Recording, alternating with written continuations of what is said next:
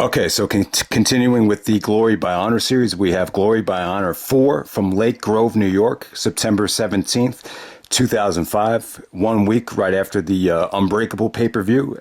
I believe Lake Grove, New York is actually in Long Island. You know, Foley was actually at this show. So yeah, you know, pretty good show. It's remembered for the Bryan Danielson winning the Ring of Honor World Title from James Gibson, which is, you know, easily one of the most important and one of the best matches in Ring of Honor history. So it's a must-have just because of that. The show from top to bottom is pretty good. I would definitely say up to this point, this is the best Glory by Honor show.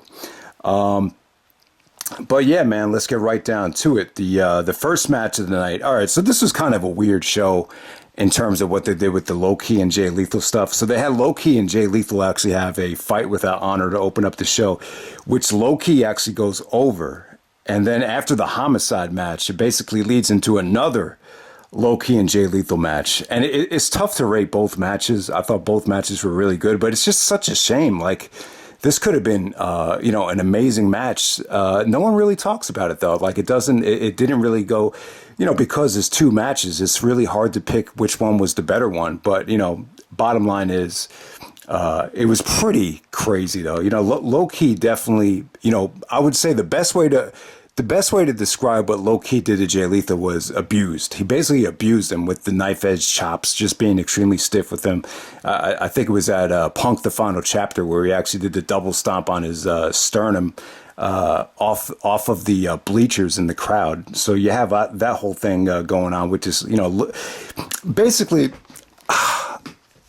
I kind of feel this way about the Low Ki and Jay Lethal stuff. Like, when two guys are working this brutally, you know, abnormally stiff with each other, I think a lot of times it means that they're very close to each other. Like, you almost get the feeling like Low Ki and Joe were part of the guys that really helped break Lethal in and train him. So yeah, in the first match right here, Low Ki actually goes over, but, you know, when you get to the second match, you finally see, you know, this might have been the only time like you see Low Ki actually lose clean to Jay Lethal. You know, Lethal actually did a full Nelson suplex off the top turnbuckle to finally beat Low Ki. But, you know, you have two matches on there. They were both very good. I just feel if they presented this thing as one full match, it would have been definitely a memorable match. You know, you'd have to ask Gabe Sapolsky about this, but I'm going to assume that part of the agreement was, you know, it was tough to negotiate with Low Ki. You definitely got the feeling like he wasn't going to do the job unless he got a victory first. So you could see why he was probably, you know, the rumors are probably true that he was definitely a pain in the ass to work with. But you get the bottom line. There was a great tug of war between Low Ki and Lethal over the chair. There was just some vicious counters to the you know, full Nelson suplex from Jay Lethal. I would definitely say Low Ki, probably more than anybody. I mean, he's got to be in the top 5 as far as the most vicious chops in the history of the business. You know, I put Roderick Strong up there. Obviously, Kabashi is up there. Flair is up there because of, you know, those heavy-handed knife-edge chops. But when you're talking about a knife-edge chop where the chop actually looks like a knife, it looks like a knife is slashing through the chest. You know, Low Ki is definitely, you know, a good representation of how they throw a knife-edge chop right there. All right, so the next match of the night after the first Low Ki and Lethal match, and I know this review kind of got off to a weird start, but, you know, it's just kind of a weird show the way they booked that Low Ki and Lethal match. I didn't know how to kind of, you know, I wanted to, you know, get it out of the way first. But, you know, bottom line is both matches were good. Azriel versus Austin Aries is the next match. So Azriel is really like an underrated worker. If someone asked me like who's an underrated worker in Ring of Honor that, you know, really didn't become famous or didn't really make it to the next level, that's pretty good, I would definitely say it's Azriel. You know, this wasn't one of his better showings. I remember he had some like 4-ways in 2005 that were pretty good. I think if you want to go back and see him at his best, watch one of the matches from, I think it was Escape from New York. He looked great in that match. But him and Aries, you know, this is the kind of match with Aries right here where I just felt like it would have been more effective if they just had Aries squash him. I really do. I know they tried to make Azriel look like he could hang with Aries. And to me, it just didn't work. You know, the match came off very average. You know, Aries definitely looked good, though. He looked like he's on the top of his game. This is when his coordination and athleticism was pretty much at an all-time high. I also believe at this time, Aries was actually the head trainer of the ROH Wrestling School. So, Aries goes over with the 450. Pretty generic win for Aries, but, he was going to get the title shot at the very next show called Enter the Dragon, where you get the rematch between Austin Aries and Bryan Danielson. All right, next up we have the ROH Pure title match, Nigel McGuinness versus Roderick Strong. Another Nigel versus Strong matchup right here. And, it was definitely good. I think when I talked about this in the ROH Pure title mixtape, I was kind of expressing how I felt like a lot of Nigel's matches were somewhat disappointing at the time because of all the cheating. But it was still good stuff, though, man. It really was. Roderick is definitely an MVP candidate for 2005. So the match really isn't as strong as a lot of Roderick Strong's other really classic matches from that year. But, it did its job. I thought Nigel definitely had its moments in terms of him taking the match seriously. The jawbreaker lariat came off stiff. Roderick actually hit the stiff kick while Nigel was kind of caught up in a tree of woe. By the turnbuckle. I thought that came off great. The match definitely had its moments, but, I think Nigel actually poked Roderick in the eye, and then the referee actually goes to the timekeeper and issues a warning. And while I think it was Todd Sinclair, as Todd is going to the timekeeper, Nigel actually gives Roderick a closed fist, and that's basically how Nigel goes over. And then I think he hits the Tower of London to get the finish right there. So good match. I would definitely say though that if you want to see a great Nigel and Roderick match, check out the match from Death Before Dishonor 4. They weren't booking Nigel like he was such a chicken shit heel at that time. So. There we go with that. Next up, you have Homicide taking on Colt Cabana. This is where the feud kind of was taken to another level.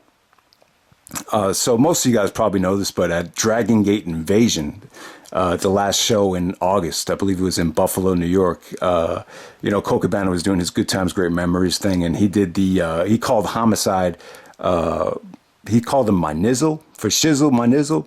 And I really do want to credit Snoop, but now when I'm looking back on it, I think maybe Jay-Z made it more popular. I know that H to the Izzo song, he said, for shizzle, my nizzle.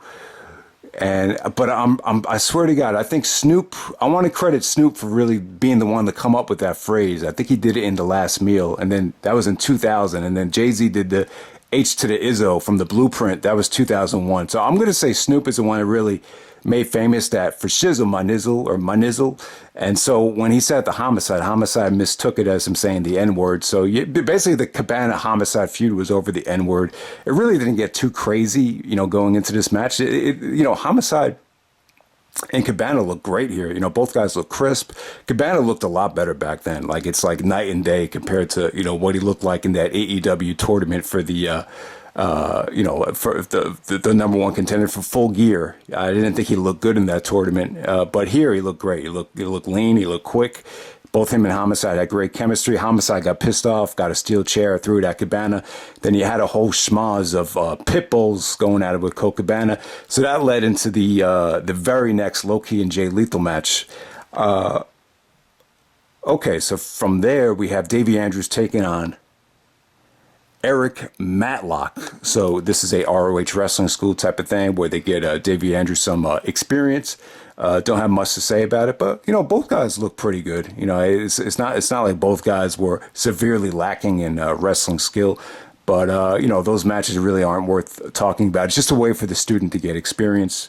Most of you guys know that already. So let's move on to the next match. We have Samoa Joe taking on BJ Whitmer, taking on Adam Pearce, taking on Ricky Reyes. Four-corner survival match. Pretty dull four-corner survival matchup right here. Samoa Joe is in it, but it's not a very attractive lineup of opponents. You could definitely tell at this time. This was a week after Unbreakable, so I just felt like Joe was really in his comfort zone at this time. Every time Joe came down to the ring, he was like, he was just like so cocky and like confident. Like he just didn't seem nervous at all. He was like, he comes out with the Mama Said Knock You Out song, and he's like, "Who's the baddest motherfucker in the land?" Like that's how Joe talked at that time. Like he really wasn't taking himself too seriously at the time.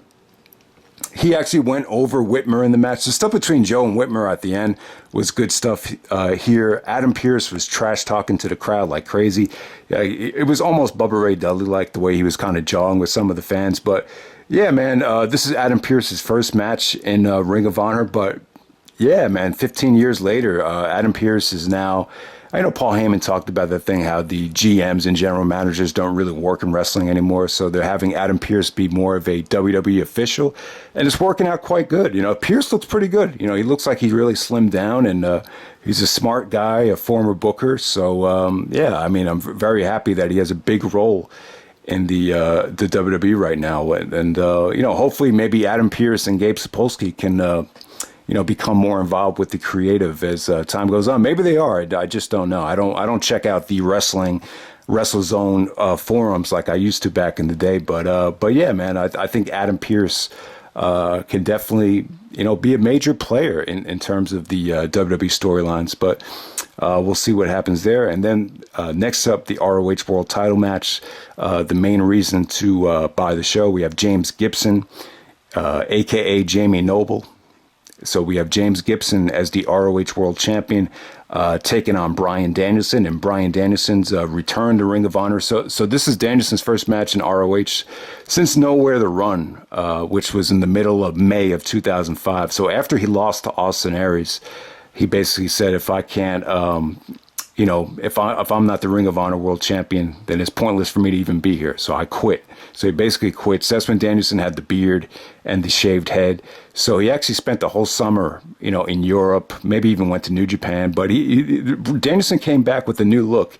You know, he actually lost a little bit of muscle, so he was more lean. He was in better cardio shape. Obviously, he had more of the Bryan Danielson haircut, regular haircut that you guys are familiar with. He came back with the William Regal inspired red tights. First time he ever came out with the Final Countdown theme song.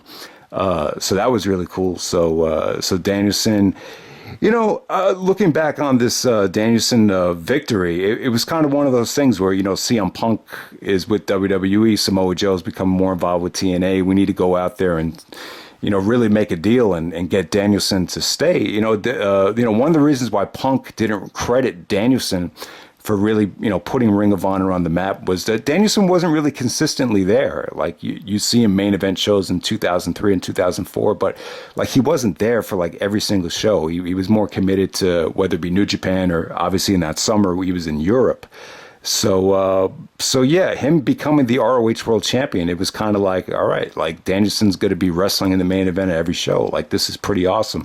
You know, there was you know, from what I read, there was a lot of people that were hesitant that he was going to be able to carry the ball because of a lack of charisma or a lack of personality. And, you know, I think at that time he still had a lot of room to grow. I mean, if you watch the promo, he doesn't sound as confident and as you know, his execution isn't what it is today, where he's become an amazing guy on the microphone. Yeah, but you know, over time, and even in this match right here, you can see a little bit of the charisma coming out. I have 2-5. I think that's the first time he did it on this show. Even when he did the surfboard, the whoa, like he would kind of mock the crowd as he was going for the surfboard, you know, stuff like that. So you saw a lot of the charisma kind of, you know, come out in this match. But I love the match, man. It's Jamie Noble at his best, man. You know, the James Gibson ROH run in 2005, it's just incredible. And when you compare Gibson to guys like Danielson, Punk, even Rob Van Dam and Jericho, it's like, you know, Jamie Noble in the WWE never really got a chance to really show what he can do, like even compared to like a Rob Van Dam. I mean, he really was handcuffed more than anybody. You know, like guys like Jericho and, you know, Benoit, and a lot of those guys are classified to be on the short side. But you know, Jamie Noble was really short. So I've always felt like he really didn't really get a chance to show, you know, this type of match in the WWE. This is where you sit back, relax, watch this match, and you notice this guy is one of the best wrestlers like ever. Like, he's that good. Like in terms of what he did in this match. Dave Prazak actually compared the match to a game of human chess, and that's exactly what it felt like here. This is just a perfect example of an awesome match where they don't abuse near falls, they don't abuse spots. They were able to have a safe but competitive match without, Gibson was already signed with the WWE at this time. So, for him to go out there and have a wicked, spot fest or an extremely stiff match with, the match of Roderick was a lot stiffer than this, but, it was really, really more of a safe match. But it was just, a game of human chess. That's a good way to kind of symbolize what went on here. I mean, some of the counters, some of the, just the submissions that were, the execution of a lot of the submissions, the suplexes, everything here just came off really, really crisp. It almost felt real how the finish came off here. Gibson, that front guillotine face lock, Danielson countering that. The surfboard spot was really, really awesome. I'm trying to think of, a lot of the stuff that really, really wowed me in this match. Gibson really saw the cat of mutilation coming. So he fought it off quite well. Like I don't think anyone ever really countered the cat of mutilation this well. Eventually Danielson got it by locking in a dragon suplex. But, the way Gibson fought it off, like Danielson, he applied a crossface chicken wing, the Bob Backlund submission, and it just came off really good. It was like, oh, the cat of mutilation not working. Let me just the transition into it. I thought came off just really, really well. The crowd exploded when Gibson tapped out. So yeah, man, this is when Bryan Danielson won the ROH World Title. He said, I'm not going to WWE. I'm not going to TNA. I will defend this belt like a man. And then, Gibson was going to WWE, so someone called him a sellout, and then Danielson goes like, well, if what he just did in this ring is a sellout, then God damn it, I'm a sellout too. So yeah, man, the post match was great. James Gibson, he didn't have a long Ring of Honor World Title reign, but he ended Punk's reign, and he's the one that passed it on to Danielson. So if there was ever a transitional champion that should be proud, it should be James Gibson, arguably the 2005 ROH MVP right here. So yeah, man, just a great matchup right there. Like I said, it's probably not for everybody though. I think Danielson's had matches for the ROH title that were, probably more of a roller coaster ride than this, probably more exciting than this. The Kenta match, the Nigel match, even the Aries matches were probably more exciting in terms of, just the back and forth and everything. But this was just a game of, I would definitely say a game of human chess is just a great way to describe what went on here. It was just really good stuff.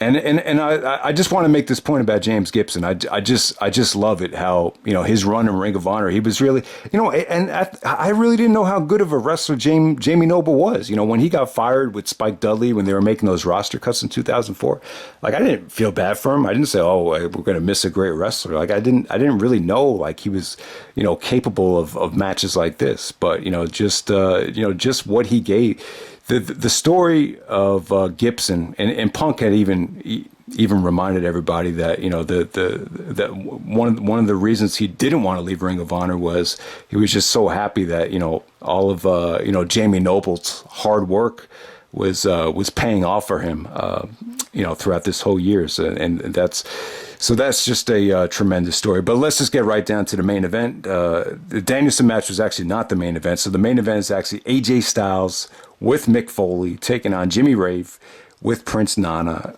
This is a anything goes match, no time limit. The winner is the first one to hit the Styles Clash, or if Jimmy Rave hits it, they called it the Rave Clash. Now, I don't have a lot to say about this match, so I'll definitely keep it short. So you guys, I think I mentioned this before.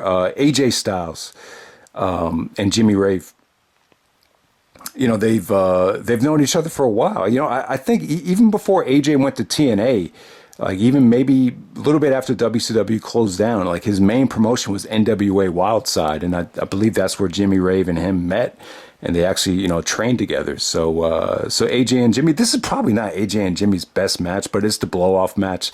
The feud had been building up for years. It just seemed like the natural fit, and Jimmy started doing the Rave Clash, or the Styles Clash, he started, getting jealous of AJ Styles. And, let's face it, AJ was a little bit critical of Jimmy Rave in terms of, when Jimmy was first starting out. Maybe Jimmy didn't like that, going back to their match at the second anniversary show, or even Glory by Honor 2. I think that's the promo I'm referring to. But yeah, not much to say about this match. I like the concept that, the first one they hit, the Styles Clash wins the match.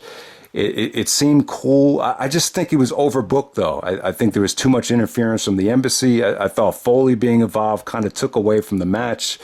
AJ didn't really seem like he was that frustrated with a lot of the overbooking. I mean, he kind of just accepted it for what it was. I mean, AJ was treated like a god in this match. I mean, you got to keep in mind we're only a week removed from the Unbreakable three-way here. So AJ got a great reaction. There were some good table bumps. I mean, there was definitely some good sequences with, Jimmy hitting the gonorrhea. I definitely thought the match had good intensity. AJ actually ends the match with a Styles Clash off the top rope through a table. So it's a feel-good ending. The crowd liked the ending, but the match as a whole, it's just kind of forgettable to me. I just, like I said, I just think it was a little bit overbooked. I think the blow off to the AJ and Jimmy feud could have been, done a little bit better. The stipulation was it seemed like a good idea. It just, I don't know. I just definitely think, I don't know what it was. Maybe it was the atmosphere. Maybe it was just too much interference. Maybe it was Foley. Like after the match is over, the show ends with Foley talking about his contract status, and I thought that definitely, took away from the match. This is when Foley was negotiating with TNA, and then ultimately he came back for WrestleMania 22, where he took on Edge, and then the transition to ECW One Night Stand. So you have that whole thing to talk about there. But the Styles Clash match, I don't know. I always thought it was a cool concept. I always thought Rob Van Dam and Eddie Guerrero could add a frog splash match. I always envisioned it maybe in a half hour, whoever hits the most frog splashes. I always thought that would be pretty cool.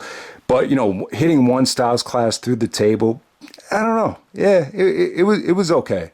It was okay. I think the blow off to the AJ and Jimmy feud, it should have been, I don't know, maybe you take the stipulations away. Maybe that would have been the better call. I just thought CM Punk and Jimmy Rave had a much better blow off match back at Nowhere to Run. But that's pretty much how it ends right there. I don't know. I don't know what the best AJ and Jimmy Rave match was. I really don't know. Maybe it was the second anniversary show, because a lot of the matches leading up to this match ended with kind of screwy finishes. So I'm going to say the second anniversary was their best match. They probably had better matches outside of Ring of Honor that, I haven't seen before. But, that's pretty much it, guys. It's an inconsistent show. It's a long show.